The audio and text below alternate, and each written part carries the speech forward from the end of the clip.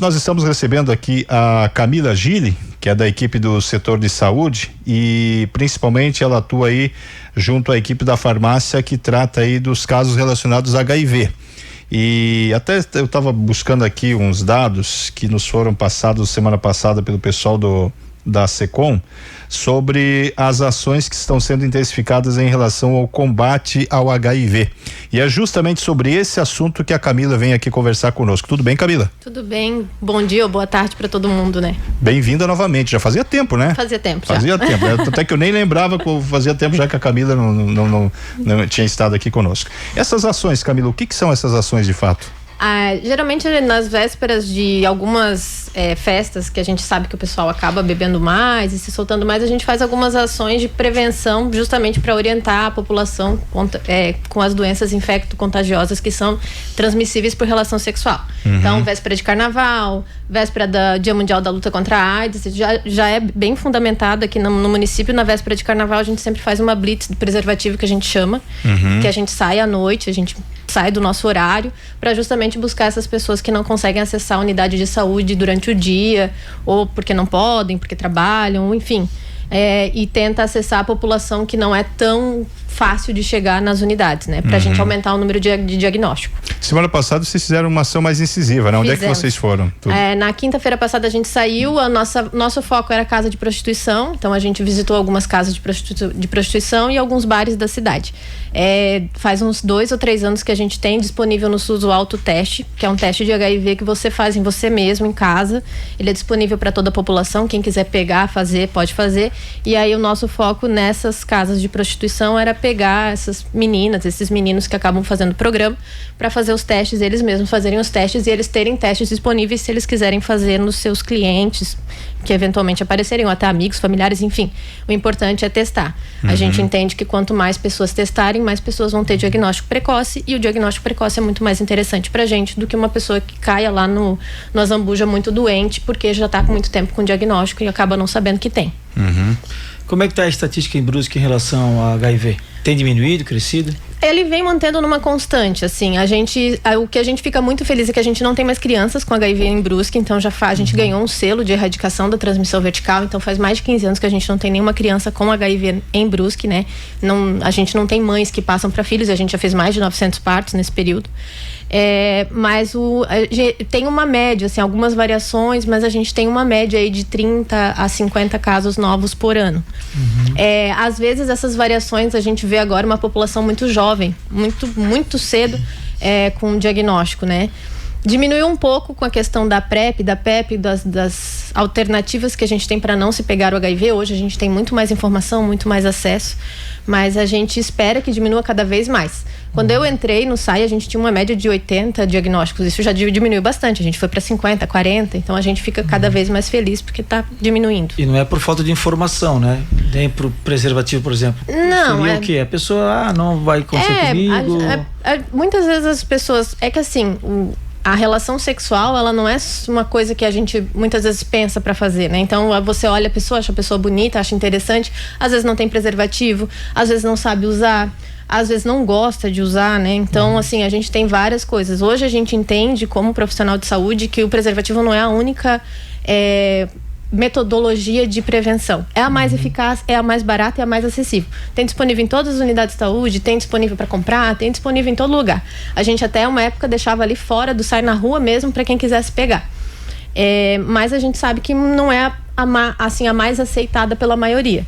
Então a gente tem disponível outras coisas. A gente tem a testagem, então você pode pegar teste, testar, porque se você souber e você tratar, você não transmite. Você pode, se tiver relação sexual sem preservativo, no dia seguinte usar uma pílula do dia seguinte para tratar o HIV. Então tá disponível também, você é só chegar na unidade de saúde, você vai conseguir ser atendido, vai passar em consulta, vai pegar medicação.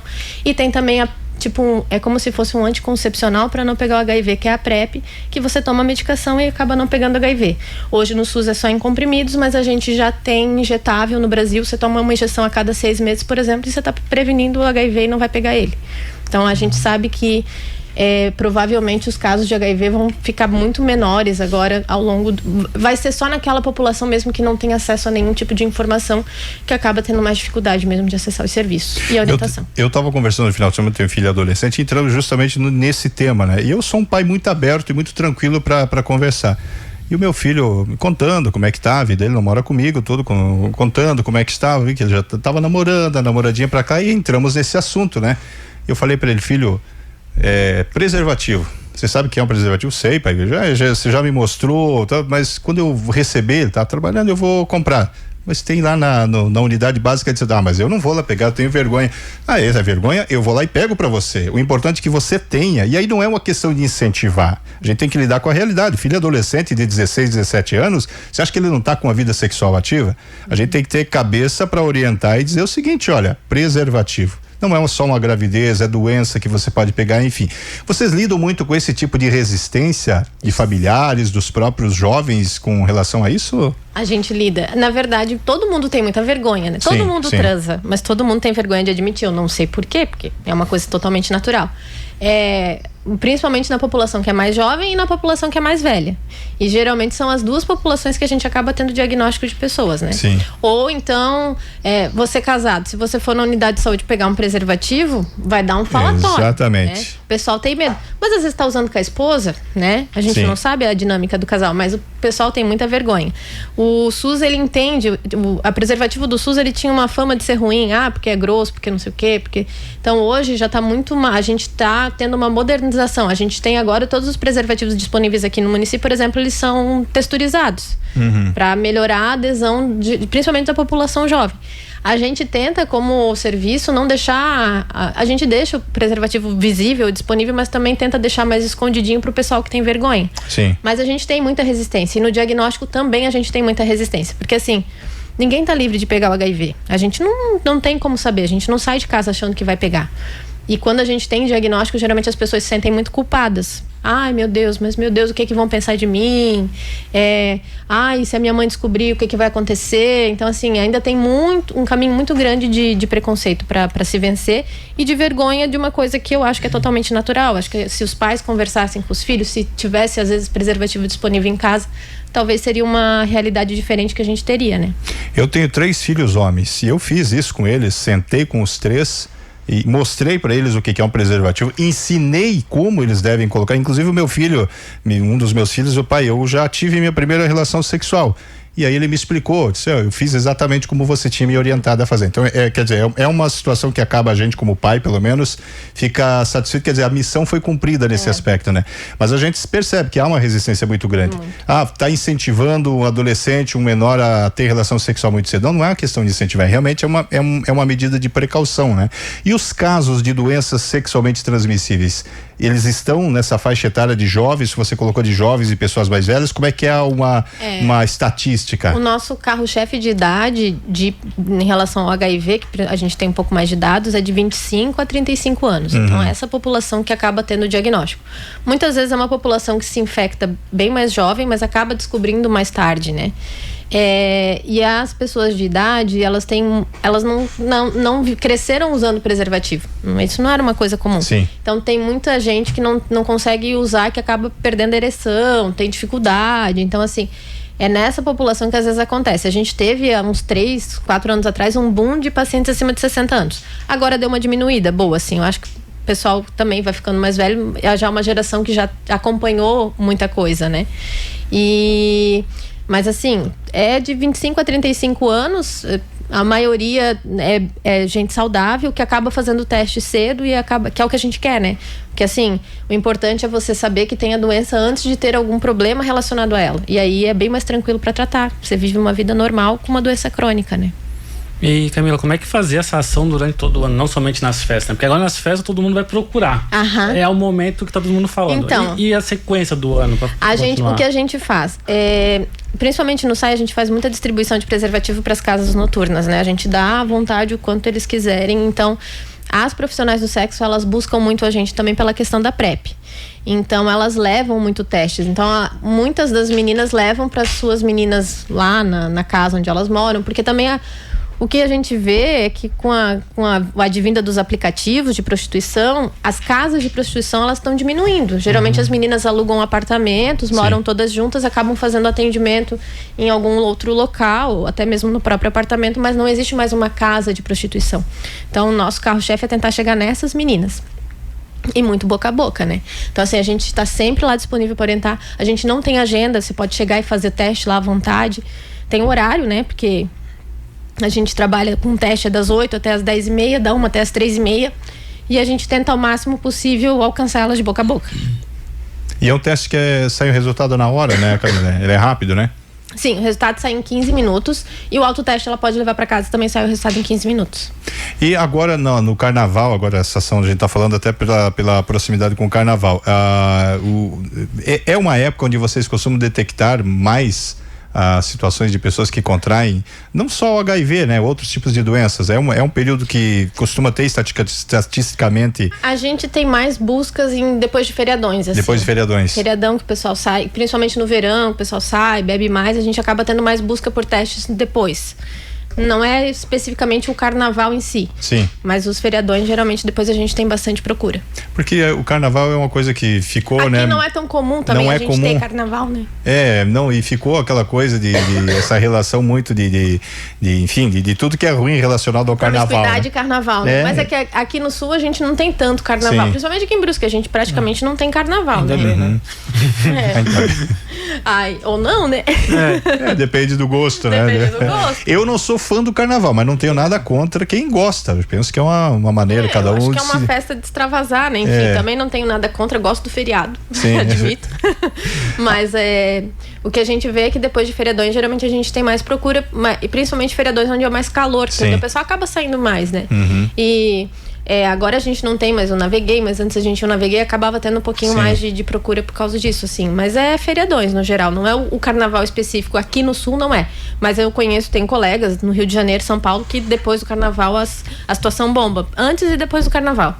Tem bastante procura, a gente sabe que no Brasil é um país continental, então a realidade dos outros estados é essa mesmo, que no carnaval a coisa acontece. Agora eu ouvi uma vez, Camila, que o HIV, o vírus, ele pode se manifestar depois de anos, chegando até 20 anos para a pessoa detectar que ela contraiu. Isso é fato ou é fake? É porque o HIV, o vírus, ele não dá nenhum sintoma quando ele vai. Ele dá ali uma febre quando vai te contaminar, mas é uma febrezinha que pode ser gripe, pode ser qualquer coisa. E depois ele geralmente é muito silencioso. Ele vai aparecer quando você... Porque o que ele faz? Para ele fazer replicação viral, para ele se proliferar dentro de ti, ele tem que entrar dentro de uma célula de defesa tua chamada CD4. É um soldadinho de defesa que tá lá. Sim. Esse soldadinho de defesa, ele é responsável por avisar todo o teu sistema imune que as outras doenças estão entrando. Quando ele usa esse CD4, ele inativa ele. Então você fica com o CD4 morto ali, baixando, né? Você vai ter sintoma quando a sua imunidade não consegue mais reagir às outras doenças que vão aparecendo. Então, você vai ter diagnóstico de HIV, se você não se testar regularmente, né? Quando você tiver uma doença oportunista, que a gente chama, uma tuberculose, uma mononucleose, um fungo, porque então não tem sistema imune para se defender. E aí, isso varia muito de pessoas para pessoas. Tem pessoas que vão ter daqui a 20 anos, tem pessoas que vão ter daqui a 4 meses, depende muito do sistema imune da pessoa, da vida que ela leva. Então, sim, é uma doença silenciosa que não tem um sintoma específico e não tem um prazo para ela aparecer, né? O ideal é que todo mundo que tivesse relação sexual se testasse. Mesmo, eu tive relação sexual só com uma pessoa uma vez na vida. Sim. Mas a gente não sabe onde está a outra pessoa, mesmo a gente sendo casado, né? A gente sabe que as coisas podem acontecer. Não deseja, mas sabe que pode. Então, o ideal era fazer testagem regularmente para pegar já o vírus sem que ele tenha deixado a tua imunidade muito ruim. Porque o problema de uma pessoa que recebe o diagnóstico com uma doença oportunista junto é que além dela ter que tratar o HIV, ela tem que tratar a doença oportunista e a imunidade dela nunca mais vai ser 100%. A gente sempre vai ter um caminho maior aí para seguir, né? Eu lembro que lá na década de 80, quando o vírus foi descoberto, década de 90, ali eu era criança, né? Mas já lia muito e era sentença de morte quem contraía HIV, né? Hoje já é uma realidade bem diferente, né? Na década de 80, para você, por exemplo, se você contraísse o HIV hoje, você só saberia que você tem o HIV, a doença, daqui a 3 anos. O exame não detectava antes de 3 anos. Então você já ficava 3 anos no escuro sem saber nada. E aí quando você descobria, tinha só uma medicação para tratar o HIV. No final você tinha que usar a dose tóxica da medicação. Se a medicação não te matasse, o HIV te matava. Então, assim, não tinha muito o que fazer. É o famoso coquetel que a gente fala, que era muita coisa. Hoje, se você tiver uma relação sexual desprotegida hoje, daqui a 14 dias você pode fazer um exame chamado carga viral, você vai saber se você tá com o vírus ou não. Você já inicia o tratamento na hora, não tem mais burocracia, não tem nada. O tratamento é 2 comprimidos, dependendo do caso, 1 comprimido. Sem efeito colateral, sem náusea, sem diarreia. Você não vai emagrecer, você não vai ficar com cara de doente, você não vai ficar amarelo, que era o que o coquetel causava, né? Eu sempre brinco que quando eu comecei a trabalhar com HIV lá em 2016, eu tinha que convencer o paciente a tomar remédio, porque na época a gente tinha medicamento que dava pesadelo, medicamento que deixava amarelo. Hoje em dia eu não tenho mais trabalho nenhum, porque eu só tenho que dizer, toma, vai dar o quê? Vai dar nada, só toma. É isso que eu tenho que fazer. E aí, assim, eu não tenho mais o poder de convencimento que eu precisava ter, né? Mas, assim, a gente evoluiu muito. O pessoal questiona muito, por que não descobriram a cura ainda e tal? O HIV, ele é um vírus bem complicado, porque ele é um vírus de DNA, não é um vírus que você consegue desmantelar ele fácil, porque ele se muda muito rápido, parecido com o Covid aí, que teve várias mutações e tal. Mas o Covid alavancou muito a questão do HIV, por isso que hoje a gente tem os injetáveis já para prevenir o HIV, que a gente chama, né? Eu acho que a cura é um caminho que vai acontecer. Se não acontecer a cura, pelo menos a estabilização da doença com injeção ou com comprimido vai surgir. Hoje a gente tem paciente que tem HIV há 30 anos e tá segue ótimo. Uma vida normal, né? Sim, melhor que eu, inclusive. E teve gente que tava com Covid e com HIV e sobreviveu? Teve. A gente teve bastante caso de Covid e HIV, a gente teve algumas mortes, mas geralmente as mortes não são relacionadas ao HIV. Sim. Não era uma complicação. A gente sabe que o paciente que tem imunidade mais baixa tinha mais tendência, né? Sim. A ter, então, mas eles foram muito orientados e assim, cuidaram bastante. A gente teve várias pessoas com Covid e que não tiveram nenhuma sequela. Essas ações que vocês, elas devem se intensificar ou elas acontecem o ano todo? Eu até pergunto isso porque a gente acompanha o trabalho de vocês, mas eu vejo que geralmente nessas épocas de feriadões, principalmente carnaval, é que elas ficam mais visíveis. Eu acho que a gente fica mais em evidência. Mais em evidência, essa é a palavra, né? A gente faz ações o ano inteiro, a gente tenta fazer algumas ações no sábado fácil ali que tem, para tentar pegar a população que não tem como vir no final de semana. Durante a semana nas unidades de saúde, porque a gente tá ali, né? Segunda a sexta, no horário comercial a gente tá ali. A gente quer pegar também a população que não consegue estar ali nesse horário. Então a gente tenta fazer no sábado, a gente faz algumas ações à noite. A gente tem um cronograma de ações, então tem pelo menos 1 ou 2 ações por mês. E a gente também trabalha muito com conscientização, a gente vai em empresa, conversa muito, a gente tenta fazer. Eu acho que a gente fica mais visível nessas datas, acaba vindo que a pessoal percebe mais a gente, porque também tem um olhar diferente, mas a gente tá sempre ali. Geralmente quase todo sábado fácil a gente tá fazendo ação também. Tá fazendo sábado fácil nos bairros também, a gente faz. Então a gente tenta ter um cronograma de ações para pegar o público que não consegue vir até a gente, né? Se fala muito do preservativo por causa do HIV, né? Mas tem outras doenças também, né, Camila? Que também são importantes se prevenir, né? Tem. Hoje, lá na vigilância, no SAI, que é onde a gente trabalha, né? O nosso cerne de tratamento são as hepatites virais, hepatite B, hepatite C, que também são transmitidas por relação sexual, por tatuagem, por alicate de unha. A gente tem a sífilis, que é um problema grande na nossa cidade, é um problema grande no Brasil, mas que dentro da nossa realidade tá ótimo, a gente não tá tendo tanto caso novo, né? E a gente tem também a hepatite B, a hepatite C, a sífilis e a gonorreia, a clamídia, essas outras doenças que são tratáveis, né? O grande problema das doenças sexualmente transmissíveis são as que não têm cura, né? Hepatite B, por exemplo, a gente tem vacina disponível no SUS. Se todo mundo fosse vacinado, a chance de você contrair hepatite é muito pequena.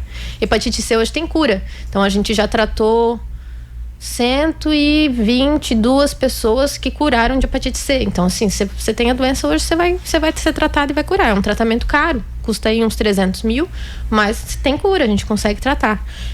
A sífilis tem cura, né? O grande problema da sífilis é você pegar ela na gestação, que daí a criança pode vir com uma série de problemas, a gente tem que acompanhar essa criança até os 2 anos. Então a gente fica muito em cima das gestantes. O nosso pré-natal do SUS é excelente. Então, assim, a gente tenta não deixar furo. A gente tem um comitê que discute essas doenças na gestação. Então, assim, para tentar evitar o máximo possível que a gente não tenha crianças com essas doenças no município. Hepatite B, C e HIV a gente não tem mais criança que tenha, né? A sífilis a gente tem algumas crianças em acompanhamento, mas a gente faz uma interlocução entre unidade de saúde, entre vigilância, entre hospital muito grande para evitar o máximo possível que essas crianças nasçam com algum problema. Bom, fica aí o recado para você, divirta-se, aproveite, a vida tá aí para isso, com consciência e principalmente com precaução, né? Embora o pessoal esteja aí para dar suporte, tem tudo isso, só coisa boa que a Camila trouxe aqui, mas prevenção, a precaução nunca é demais, né? Sem sombra de dúvidas, você vai ter aí uma tranquilidade maior para poder aproveitar a vida. Camila, muitíssimo obrigado mais uma vez. Agradeço. Muito obrigada.